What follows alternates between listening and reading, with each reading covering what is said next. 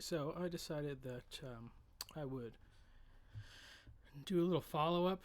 The previous video I made was unexpectedly successful, and I gained some good insights, though I challenged some of the things that were said about Dune from Damian Walter's YouTube channel. And I do respect Damian Walter, and I think he has a good YouTube channel, but just every once in a while, it seems like he puts something out that's just a real pile of garbage. And that's what this video that he just put out was. And he wasn't planning on doing another Dune video, and he probably should have stuck with it, because what he produced was a reactionary hot take with this kind of questionable interpretation of things. And to be honest, I mean, I would say his criticisms are not what's so bad. The criticisms that he's making of people who are kind of misinterpreting the message of Dune. But what is awful is whatever solution he seems to be putting forth, which is really no solution, or just the most generic worldview of like, I don't know, postmodern liberal nonsensical pablum. So anyway, I'll just play some of this thing and then we'll pause it and we'll talk about what's going on here. The science fiction novel Dune to condemn present-day AI. But Dune is a complex book, and if you consider the context of these words, their meaning is exactly the opposite. The known universe of Dune is a backward civilization stuck in a 10,000-year dark ages. False religion is used to control the masses and keep them in ignorance. And the commandments of this religion are not to be trusted. Denis Villeneuve's two-part adaptation of Frank Herbert's Dune has brought a massive new audience to this classic. But most mass media sci-fi, take Star Wars as an example, is about entertainment and escapism. But Dune is a real science fiction novel. It's about big ideas and vast concepts that Frank Herbert invites you, the reader, to think deeply about. Nothing in Dune is as it first appears.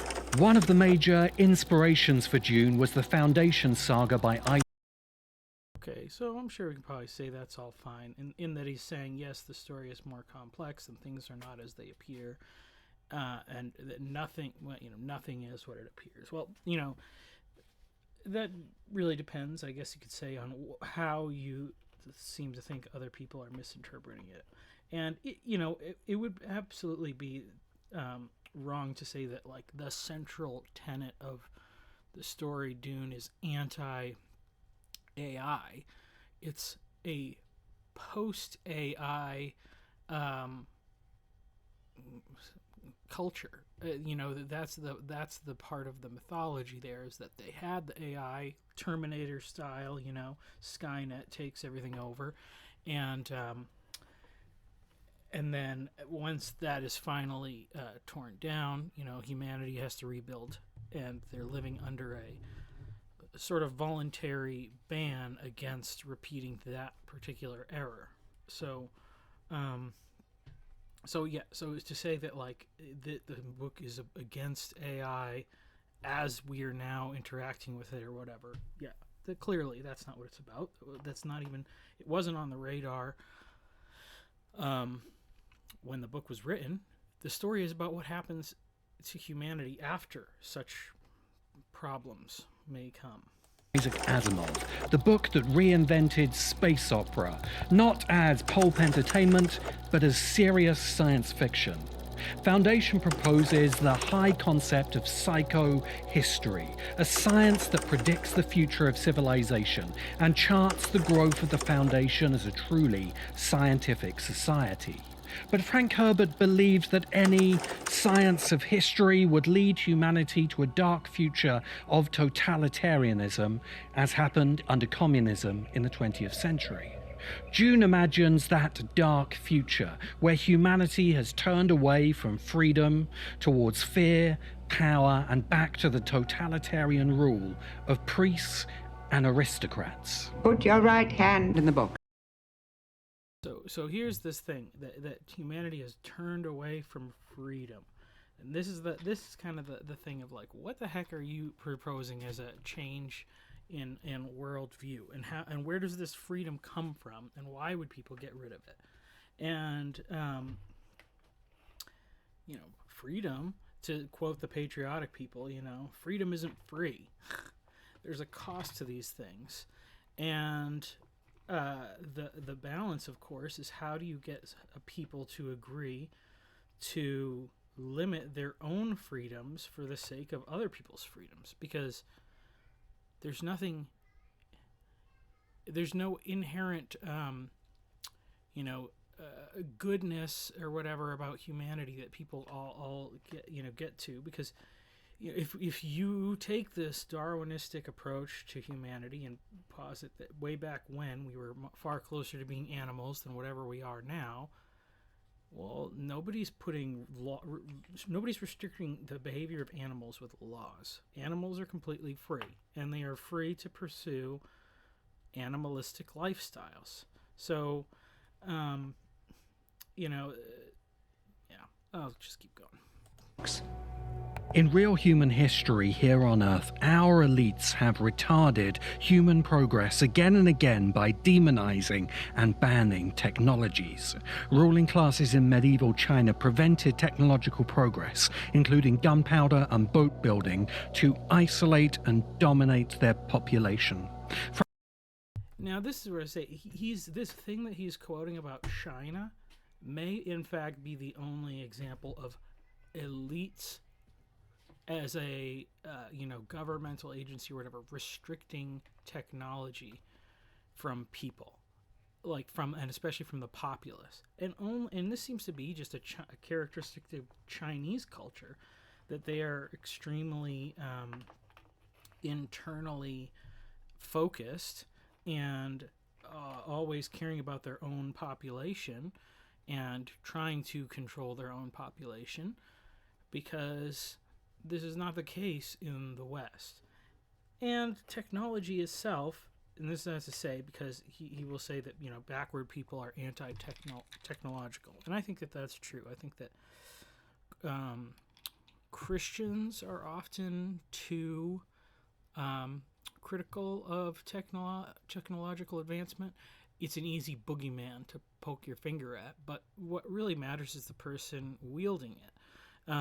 And because, of course, the nuclear bomb always comes before the nuclear power plant. That is the thing that's driven technology. Technological advancement has been driven by selfish ambition, not by a good-natured love for our fellow man. In no instance has that ever been the case. When people feel that way, they are particularly unmotivated to do anything about anything. So, yeah, he's got some ideas here that I don't know if he could back them up.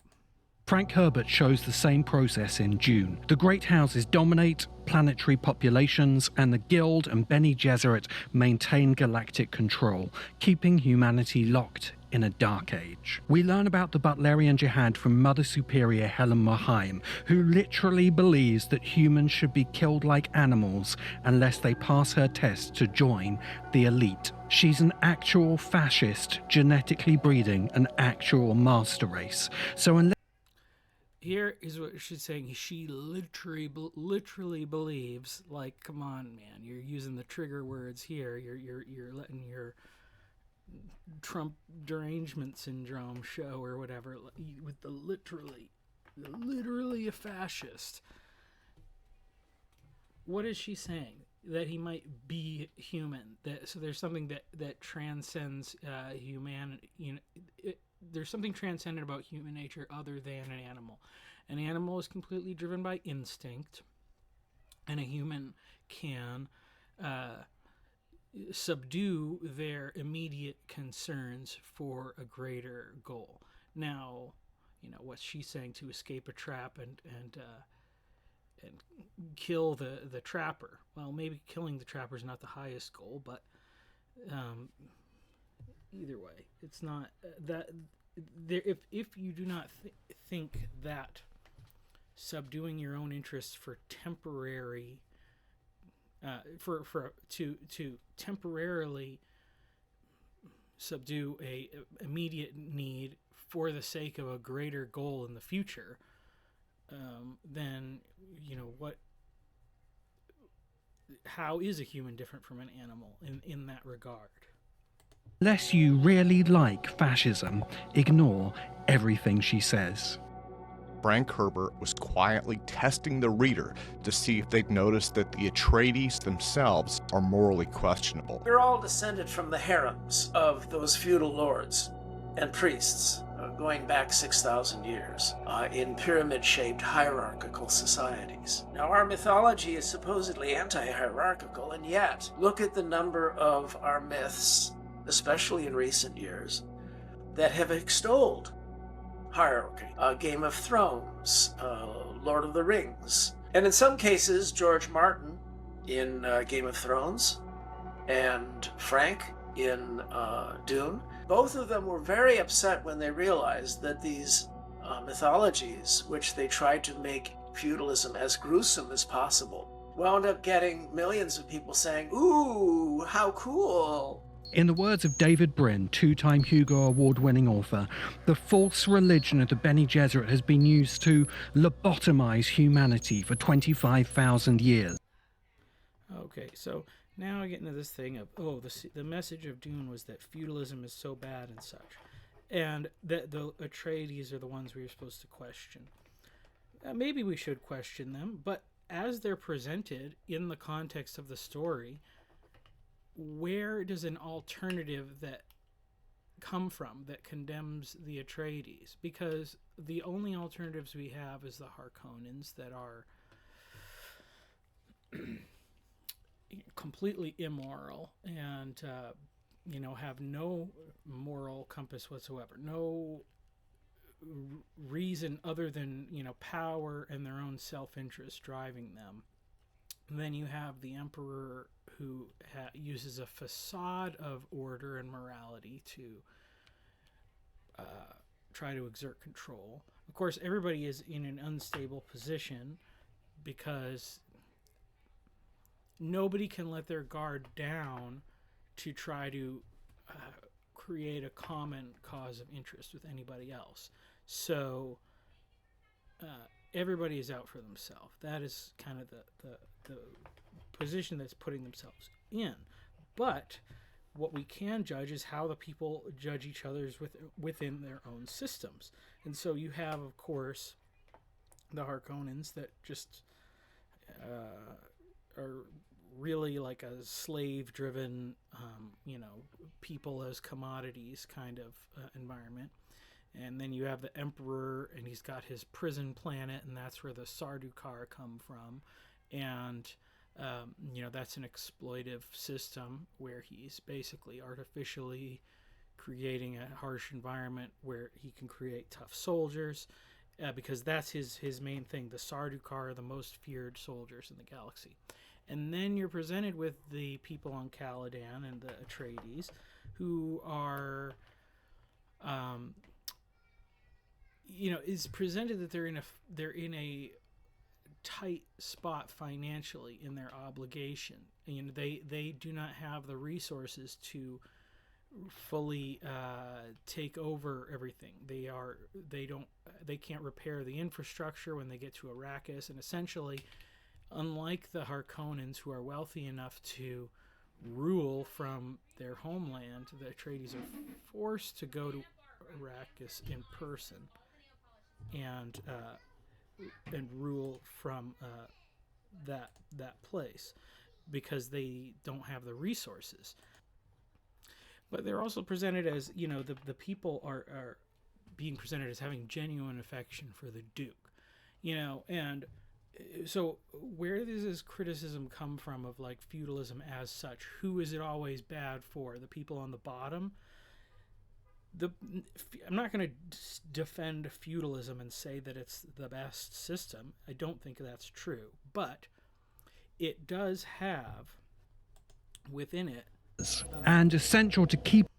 it does have within it checks and balances of a sort. Because when people came to power in these situations, like aristocracy is not an eternal thing. It comes from people who take advantage of a situation at a time and place. And taking advantage of a situation does not always mean cruel manipulation. It may mean that someone had a family that was bigger and stronger and was therefore able to protect their neighbors, feed their neighbors, be a resource to the people who are around them, and essentially take responsibility for others, which is what happens when you're put into a place of leadership. But somebody who comes from so that's aristocracy can only exist over time if it fulfills the roles of aristocracy. Otherwise, you have uprisings. You have if the people beneath you are not satisfied with the arrangement that you have with them, they will not put up with it. And so, and if they are satisfied, that is well within their right to be content in a system. It's not to say that it's not perfect, but without need to drive things forward or to make technology advance, it's not just going to happen just because. And just because a feudal system has a hierarchical system of governance, it does not mean that the person at the top of the pyramid is all power, because all they have is the human power to persuade and to convince others to work with them in enforcing the rule of those beneath them. So what we're presented with in that instance basically is that out of the different systems that we see, the Atreides have the best relationship with the people under their control. They have the greatest system of equity and the most the people have the most access to the Duke. We're presented as who are his advisors. Some of them are like former Harkonnen slaves. So that's to show us that it's within their system there is a meritocracy, that people can rise to a certain station. People are not limited according to class within the Atreides household. And I don't see anywhere where the Duke, in his teaching of responsibility to his son, his wife, and everything that they do to conduct themselves, is showing any abuse of the people under their control. And what do you want to say? How are you going to critique the system of feudalism by showing us a completely feudalistic system where everybody within it is feudalistic? Because when people read a work of fiction, we simply accept the world on the terms to which it's presented to us. So what was the thing that we were supposed to get out of it that we didn't get? That like the Fremen should have instituted a constitutional democracy? I mean, this Keeping us lobotomized. So this critique is a little bit it's just a postmodernist critique coming from nowhere, in the sense of just, see, you have to filter everything through the lens of power structures and what's gain, who gains what from what they're doing.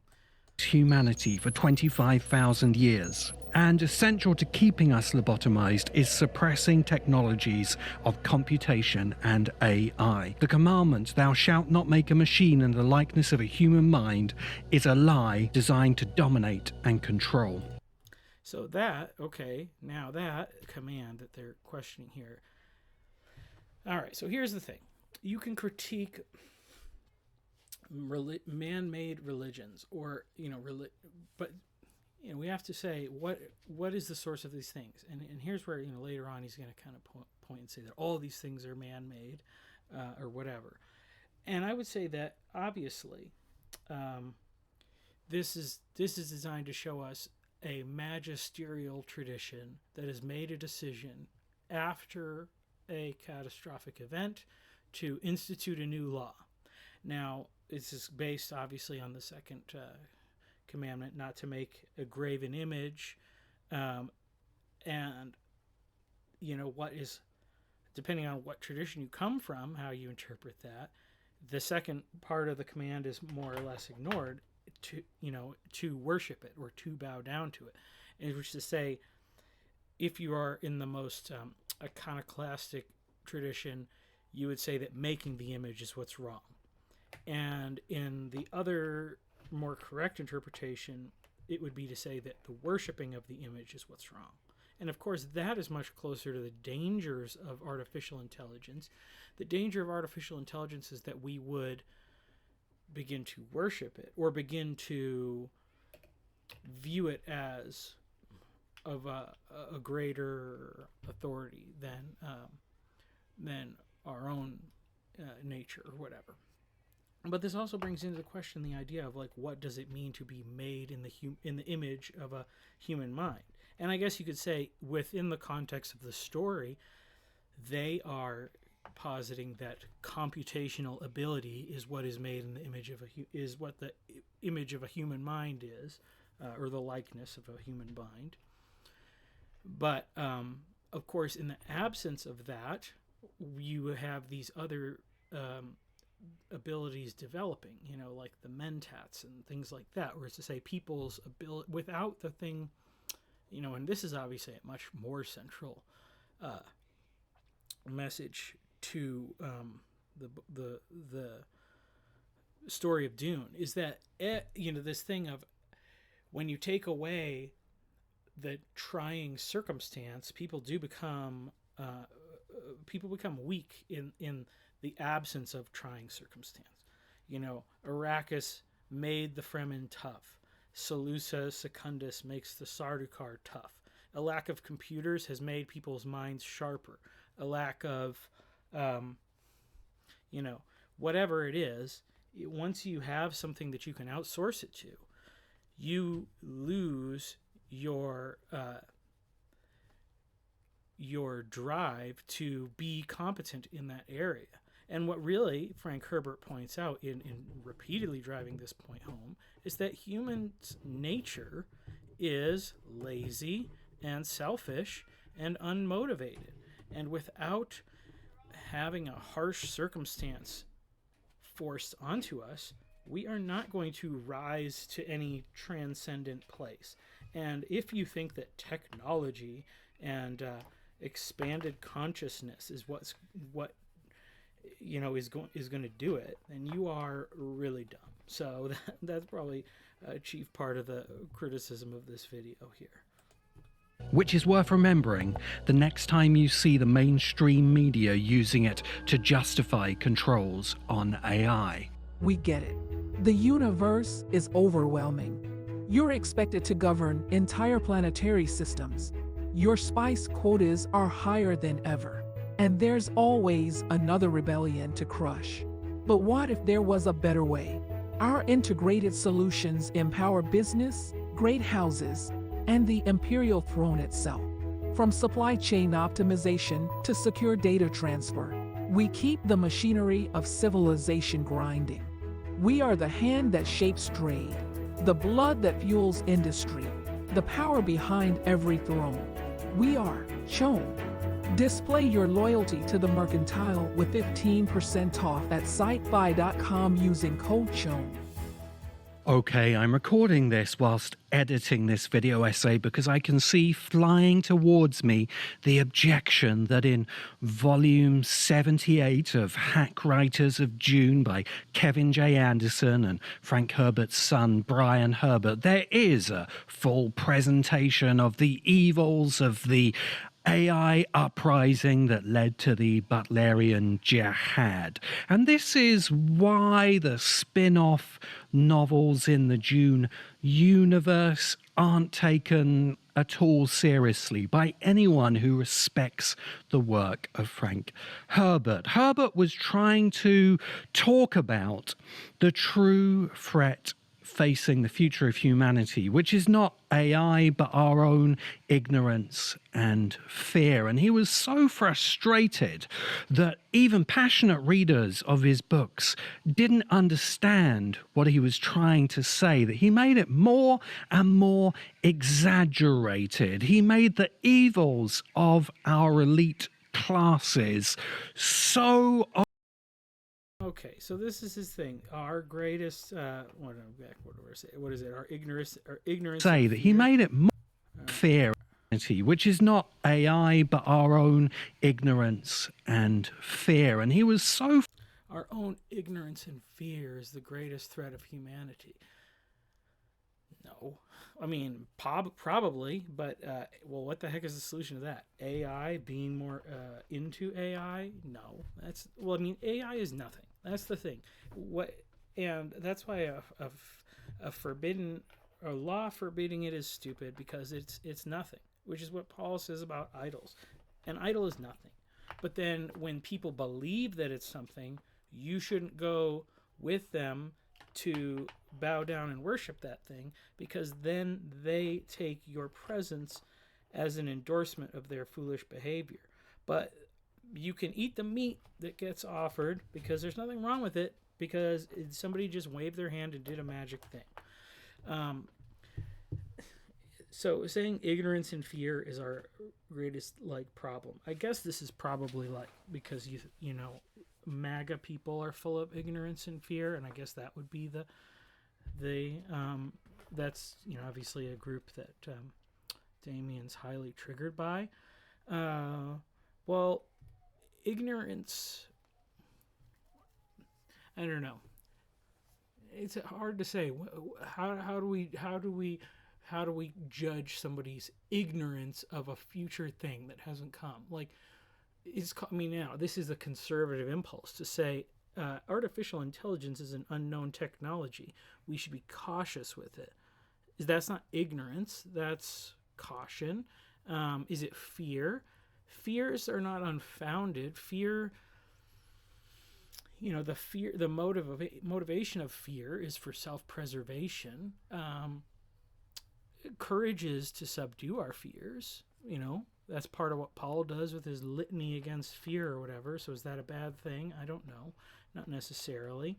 But to say fear and ignorance are our greatest threats, I don't know. It just seems very unconvincing.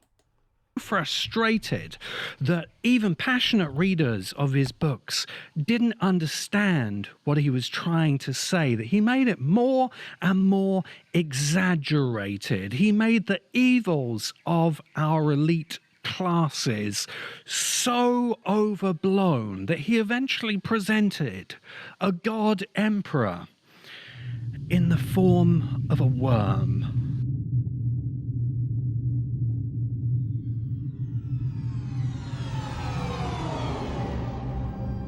In this time, the most precious substance in the universe is the spice melange. The spice extends life. The spice expands consciousness. Frank Herbert was a psychedelic explorer, and Dune was conceived and written under the counterculture of the 1960s, and as psychedelics were being outlawed. The spice melange is a product of the life cycle of Shai Hulud, the sandworms of Arrakis. The spice can extend life and, crucially, expand consciousness. If the spice was shared across the entire galactic civilization, it could raise the consciousness of all humanity and end the Dark Ages. Instead, the spice is hoarded by the elites. The Navigators Guild take any action needed to keep spice controlled and retain their monopoly on interstellar transport, much like the tight controls over oil and computer chips and other resources that are kept deliberately scarce today. Now you listen here! He's not the Kwisatz Haderach! He's a very naughty boy! There are two. Okay, so the spice is being limited. Well, it is a limited resource. It's not a thing that's artificially being limited in the thing. The point is, really, it belongs to the people there. It's supposed to be sand trout food. It's part of the natural ecosystem. And the tragedy of the thing is that the people who live on the planet are living in an artificially maintained desert environment for the sake of this ecosystem. So the tragedy is not that the spice isn't widely spread. And what is this? Why is expanded consciousness of immediate value? I mean, the interesting thing that he actually does give us in the book is he gives us an example of what a supposedly beneficial thing does when it's given to somebody who has neither wisdom nor experience, in the character of Aaliyah, because she has her consciousness expanded in utero, so she's in the womb and fully conscious and has knowledge of her past lives. But of course, the contrast between her and why she's considered an abomination, and this is what they say, that we shouldn't trust the Bene Gesserit, so therefore when they say she's an abomination, she's not really an abomination if everything they say is a lie. And so what? They were just trying to keep the babies down. The babies could have their consciousness expanded all the way from the womb. But what's her problem is that she has no experience of her own. She cannot disassociate her actual experience from the experience of all these other past lives and memories, and she goes insane and ends up channeling the spirit of her evil uncle. And that's to say, okay, if you're going to say that the Atreides are the ones that we should be questioning, what are we supposed to do with the Harkonnens? You don't have an absolute system of morality. Apparently, as far as I can tell, Damien's source of how we decide good is completely relativistic. Well, in relation between the different factions that we have, the Atreides are the good guys. They are pro the life of their child. They are self-sacrificial.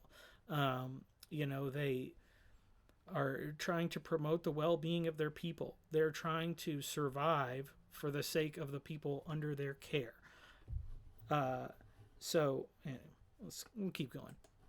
Two messianic myths in Dune. The Lisan al Gaib is a myth seeded on barbarous worlds so the Bene Gesserit can exploit them to control the population. The Kwisatz Haderach is a second myth that the Bene Gesserit order uses to justify its political manipulation of the known universe. The Bene Gesserit are crossbreeding members of the great houses, like prize puppies, but there is no evidence of any superhuman outcome.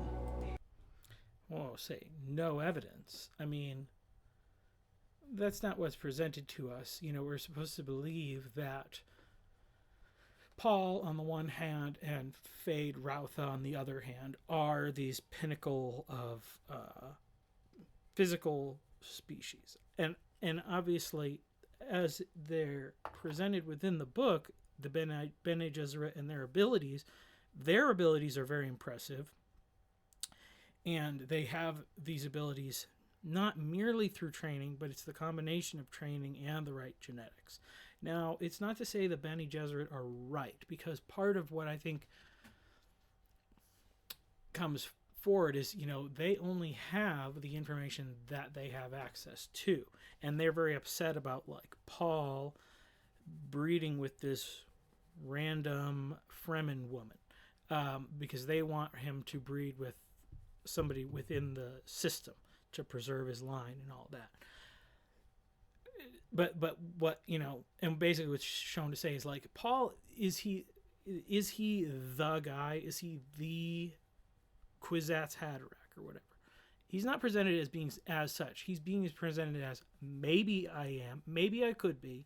And then when he survives his ordeal with the water of life, he survives, so maybe he is. And he seems to have the knowledge that they are afraid of, or whatever, the male memories unlocked.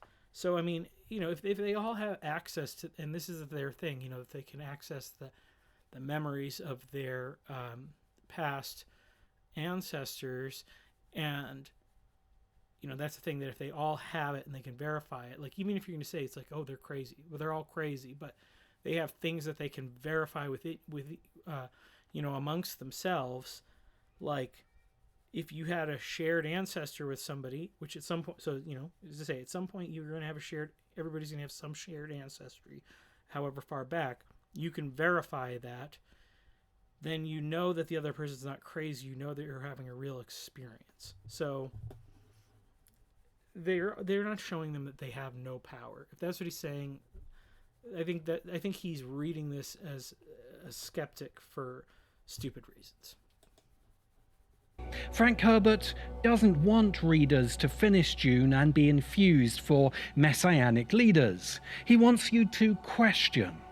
Messiah myths are never true. They are always invented stories used to control others. Now, where are the receipts for this claim, I would like to know. Is that what Frank Herbert's saying, or is that what you're saying, Damien? I don't know. Never true? I don't know. Is not the, is it, what is it? What is it? What, at a certain point, what does it say? What is a messianic myth? Is at its core nothing more than a parental belief that their child can do better and accomplish more than what they were able to do. It is the belief that and this was within the Bible. This is why every woman wanted to have a child, because her child may be the Messiah. Every man wanted to raise sons because that son may become the Messiah. And there was an assumption in every generation that this could be the person. If not the person, there was the person who rose up to do God's will for his people in that place was the symbol of what a Messiah could be. They pointed in the right direction. So messianic myths is simply nothing more than, you could even say, the hope of evolution. If we believe that evolution is going to produce something better, that's what most Darwinian people seem to believe, or that the combination of parents sacrificing some of what they have for the good of their children in teaching, in opportunities, that is the core of messianic beliefs. If you do not have some of that, what do you have? Nihilism? There's a reason why people that believe that these things are bad just don't have kids. So, it's not an inherently manipulative thing. And even still, as our religion, what are you going to say? That you need, like, people knew ahead of time that they were going to set up these myths that would somehow benefit somebody else way in the future? Who is it going to benefit? Their ancestors? Okay, so that's still the same instinct. Should we not care about the future generation? And what story do we tell our kids, if not something than, like, society will be better, people will be better, in some day in the future we won't be so backward and cruel toward one another? Like, These are all messianic hopes. What's the evil thing that you're getting out of a messianic message that the MAGA dupes or whatever? And nobody thinks Donald Trump is a messiah. People like him because he is disruptive and tears down other institutions. He's a buffoon. I won't say he's a great guy. He wouldn't have been my pick for nominee. But nobody's thinking that he's the Messiah. So if that's what bothers you about people's messianic ideas, move on. They are always invented stories used to control others, as are religions they are part of. But perhaps Frank told Dune's Messiah myth too well, because many people do passionately believe that Paul is a hero. Frank Herbert was quietly testing the reader. So this is the thing, is that religions too. Religions are designed to manipulate people. Like, can you just go read the Dominion book by Tom Holland? Like, if religion's made up, so is human rights, okay? So I don't know what's the better what's the alternative that you think we're going to achieve when we get rid of religion, but it's probably a lack of human rights. To see if they'd noticed a hero. Frank Herbert was quietly testing the reader to see if they'd noticed that the Atreides themselves are morally questionable. Paul Atreides and his mother Jessica exploit the Bene Gesserit myths to exact revenge and take power. Okay, so maybe this video is a secret test to see if Damian Walter's YouTube followers are idiots. Because I already did have one person that came up after this video came out, more or less, and leave a comment and basically say, oh yeah, people think that Paul Atreides is about MAGA or something. Like, what are you talking about? Like, I don't know.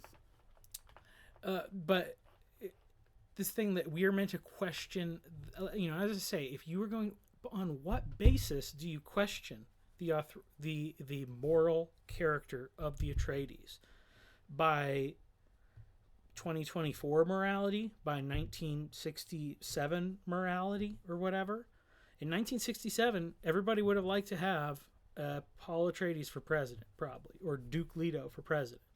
That's not a bad thing. Like, you trying to say that these people are moral monsters is not, it's just not an argument that you're gonna win.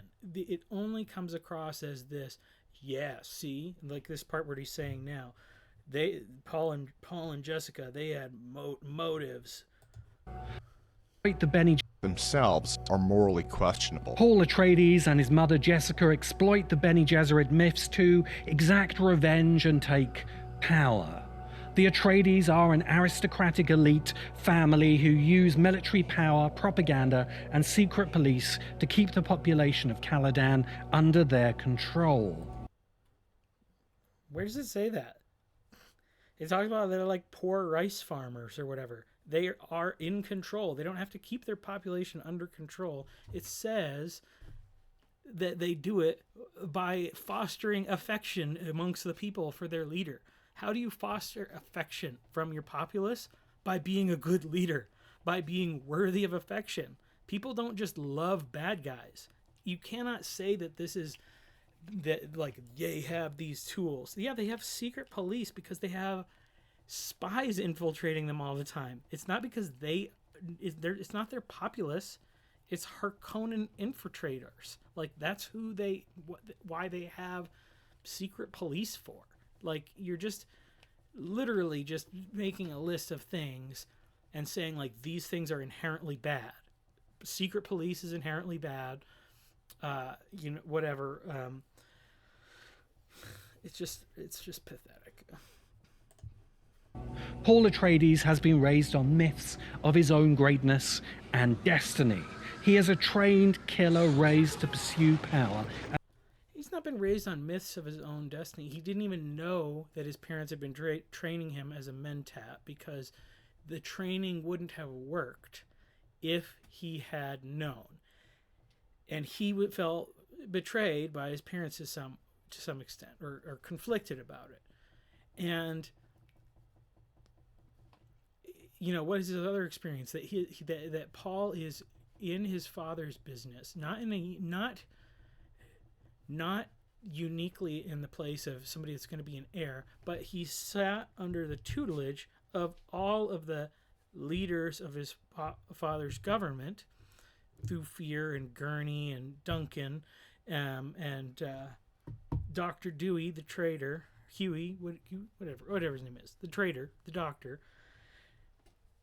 His father's given him all of the opportunity to learn from all the people. Like, he's not like, yeah, is that like special grooming? It's the special grooming of a well-rounded education. I mean, they have, is the problem just that they have hereditary positions of leadership? Well, yeah, there are problems with that. That's why we don't really like it, as much. But it's not necessarily a worse way. It's not, because other methods don't guarantee a better selection. And if a person is a good leader, and they are using their hereditary position of leadership to train the next leader, they may be doing it well. There's no, there's two measures, and I wrote an article about this. There's two aspects to parenting. One is effectiveness, and children will either imitate what their parents do, which is to say their parents teach them effectively, or they rebel against what their parents do, or the children reject it, which is to say the parents are ineffective. So you're effective or you're ineffective. Then on the other axis of that, you have what you teach your children, either moral or immoral. And so that you can break that up into 4 quadrants. You can be effective and moral. That's the best. You can be ineffective and moral. That's bad, because your kids think they associate morality with weakness because you weren't an effective embodiment of those ideals. You can be effective and amoral, which is probably the worst, because that's the Harkonnens. They are successfully teaching the next generation to follow in their footsteps, which are bad footsteps to follow in. But you can also have ineffective and immoral, in which, like, if your dad's a drunk and he's pathetic, and so then you say, I'm not going to be like that, I'm going to be responsible. So everything fits within that matrix. And as far as I can tell, it seems like Duke Leto is effective and he's moral, especially if you compare him to the Baron, who is effective and immoral.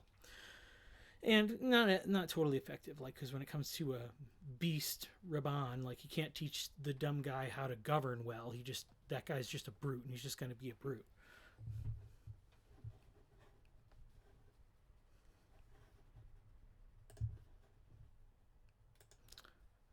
All right. Let's see. At all costs.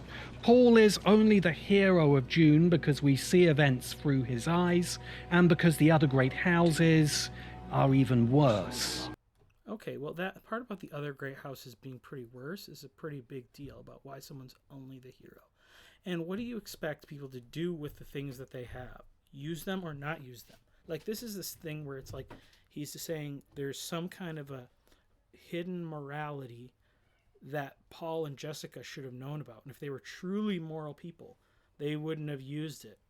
And is this like a Jesus thing? No, because Jesus, even with that parable of the shrewd manager, he's basically saying, hey, this guy's in a position where he can cancel some of his debts, his master's debtors, and ingratiate himself with them. And so then when he gets fired for being a bad manager and an embezzler, he's going to have a place to land. And Jesus said, that guy knew what he was doing. That was wisdom. He took care of himself, and he's using what he had in front of him to uh, to accomplish what he needed to do.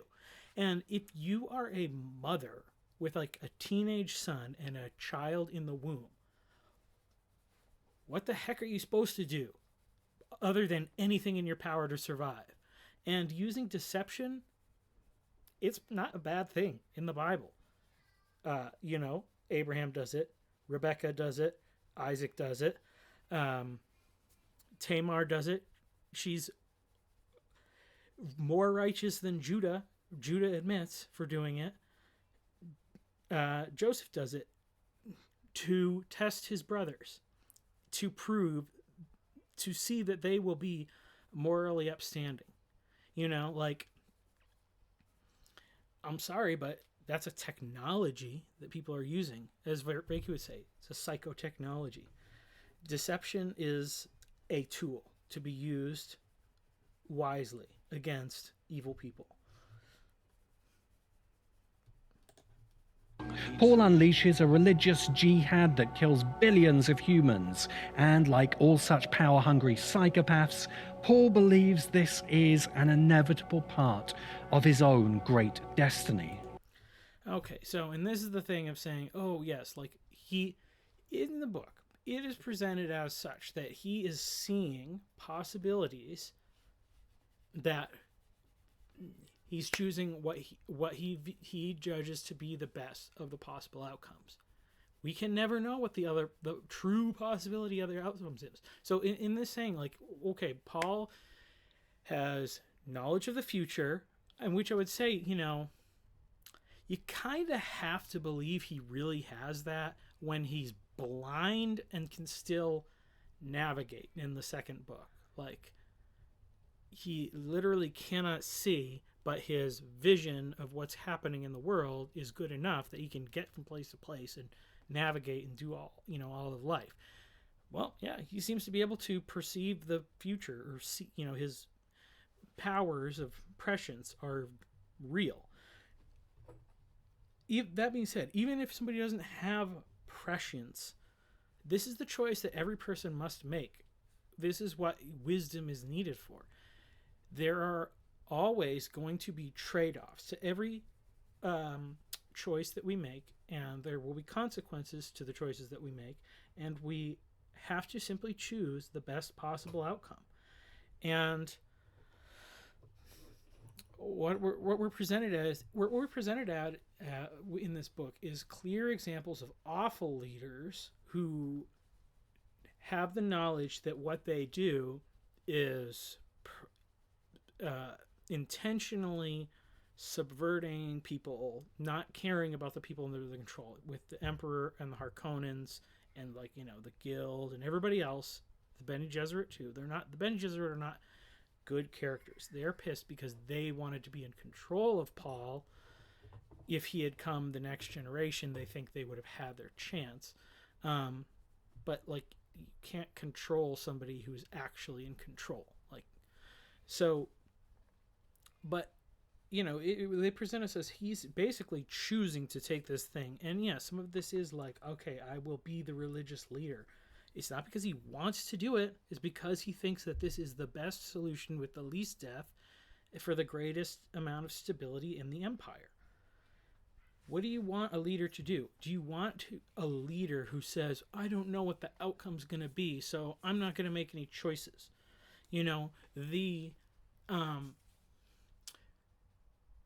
The decision to only ever make a choice that gives the person in charge the least moral responsibility in that moment, that leads to disastrous outcomes.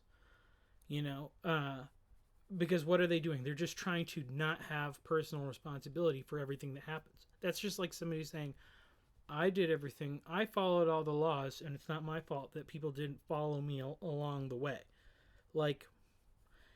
And I think the thing that Damien doesn't want to deal with, which is fine if he doesn't want to, is that the book, Dune, calls us into question, what if we are in that person's shoes? What if we are not a messiah per se, but we all will find ourselves in a place well, potentially, it's potentially that you could find yourself in the place of leadership where people are looking to you to make decisions, and you are responsible for what you do with those decisions. And there will be consequences to your choices. And your responsibility is to do the best with the knowledge that you have to ensure the best outcome possible. And whatever the best outcome is depends on various factors. But that's the question that the character of Paul is causing us to wrestle with. What would you do if you were Paul? And people are saying are thinking you're the Messiah. If people think you're the Messiah, are you just going to go around saying, I'm not the Messiah, I'm not the Messiah?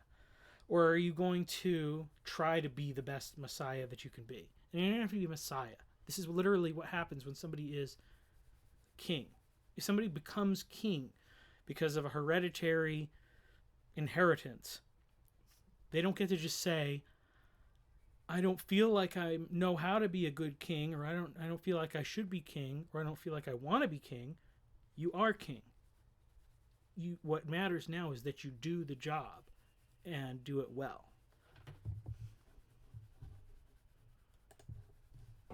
But Paul ain't got nothing on his son. For a taste of what the sons of brutal dictators are actually like, look up the dome's palace of Uday Hussein, son of Saddam, but only do it if you want nightmares. Leto II, God Emperor of Dune, is a second-generation dictator, which puts him in good company with Uday and Kim Jong-il. Look up his mass atrocities for extra spicy night horrors. Like all such figures, Leto II believes his own hype. He really truly believes his atrocities against humankind serve a golden path. Humanity must suffer his sadistic rule if we are to survive. But the golden path is a lie upon a lie upon a lie. So here's the thing, and you can watch my other video, my previous one, where I said comparatively, I think that the better comparison is it's not just the sons of dictators are always bad. Like I said, there's a matrix of parenting. Yes, if somebody is amoral, which I guess he's trying to say Paul's amoral, well, Paul's a great effective father because he effectively passes on the same sense of wrong morality to his son. But, if you look at this character, Leto II, he sacrifices his own ability to reproduce and escapes captivity as a kid and all this stuff. He sacrifices his own ability to reproduce. So his he chooses to become a genetic dead end, which according to Darwinian thinking are selfish genes always wanting to survive. That doesn't make any sense. Why would he sacrifice that for the good of humanity?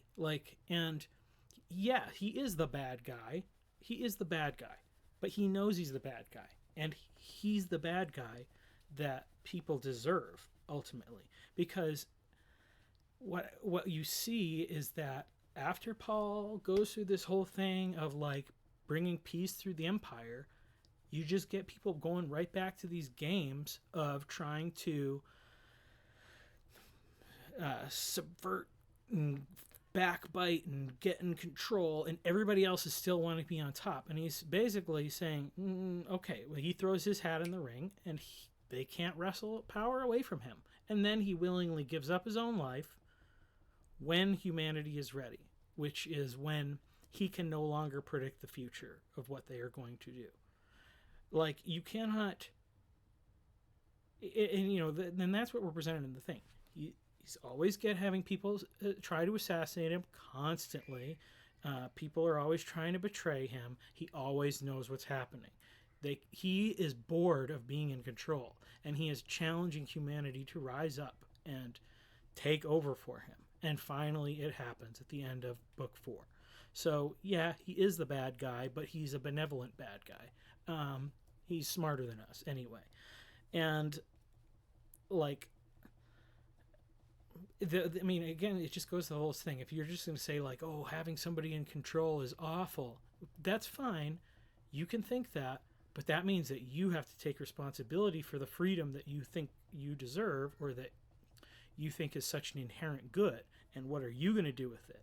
And for most people, they're going to look at corn on the internet and whatever, eat Cheetos and all this stuff. And like, I don't know what Damien Walter thinks that we would be doing with this freedom if we had it, but yeah, it's not clear. The only truly golden future for humanity comes from embracing our own freedom, not enslaving ourselves to a man who has transformed himself to serve his lust for power, literally into a worm. Yeah, so our freedom, like that's what we need to fight for or whatever. How do you fight for freedom and not enslave yourself? And like, here's the thing. People always serve something. They always serve what they view as the highest good. And they serve it in two ways. They serve it with their life, or they serve it with their death, which is, you know, kind of the same thing in different ways. And if you do not find anything higher than yourself, you will serve yourself with your life or with your death, either by indulging in every desire of your flesh and every whim and passing fancy, which is what we see people do in this society where we have had more freedom than ever before. People indulge their desires constantly. They do not care for their neighbor. They do not serve anyone but themselves. And if that doesn't work out for them, or if they're not able to, if they find that in their desire to serve themselves that way, they do not have the personal freedom to be able to do that. What they do instead is that they sacrifice their life to the ultimate sense in death through becoming suicidal. Suicide and a life of indulgence are both sacrifices to self, as self and freedom of self being the highest good. And the only true freedom comes from realizing that you are not the one that should be the highest value in your life, and therefore serving God. And you serve God by serving those who bear his image, which is people, but it's not you. It's those around you instead. So, you know, that's a morality grounded in something, in the concept that people are made in the image of God.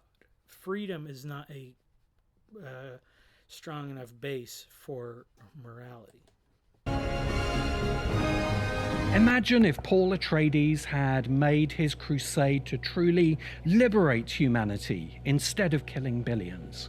Imagine if the Bene Gesserit, instead of manipulating humanity like animals, had used their powers to educate and enlighten all humankind. Imagine if the Guild of Navigators had shared the spice melange, unlocking higher levels of consciousness for all humankind. And imagine if, instead of demonizing AI, humankind had learned to live in peace with machines made in the image of a human mind. And imagine that the 10,000-year dark age of humankind that Dune charts had instead been a light age. Yeah, okay, so imagine all that stuff. And if you have a brain, you will see that it's garbage, and it will turn into garbage. And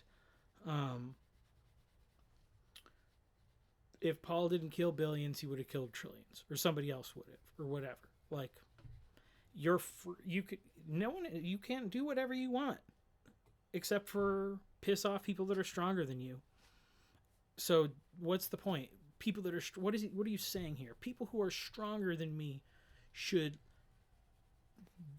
subvert their desires so that I can do what I want. Like, that's the freedom you want, or whatever. Like, it doesn't make sense.